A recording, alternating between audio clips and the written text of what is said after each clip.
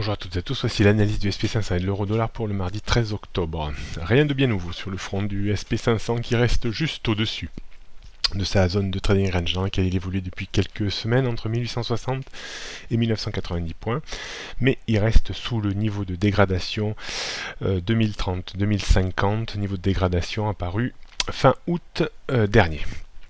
On sera attentif maintenant au comportement de l'indice contre 2030-2050 points et en cas de rechute sur la réintégration bien entendu de l'ancien range et sur la rupture de 1945-1950 points qui ramènerait probablement l'indice sur le bas du range.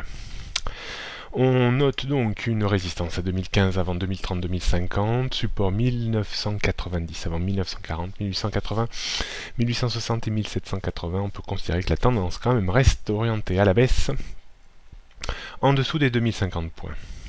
On jette un coup d'œil sur l'euro-dollar qui reste lui également assez ferme au-dessus de son ancien range 1,11-1,13, mais on sent qu'il est capé maintenant par la petite résistance des 1,14 avant celle importante des 1,1450, 1,15, 1,1530. Pour assister à une nouvelle dégradation, il faudrait un retour déjà en dessous de 1,13 et surtout la rupture de 1,1230. On remettrait ainsi sous pression baissière le niveau 1,11. On note donc une résistance à 1,14. Au-dessus, on aurait 1,1450, 1,15, 1,1530, support 1,13. Avant 1,11, 1,10 et 1,0820. La tendance reste toujours orientée à la hausse à très court terme, même si elle est baissière à très long terme en dessous de 1,15, 1,17.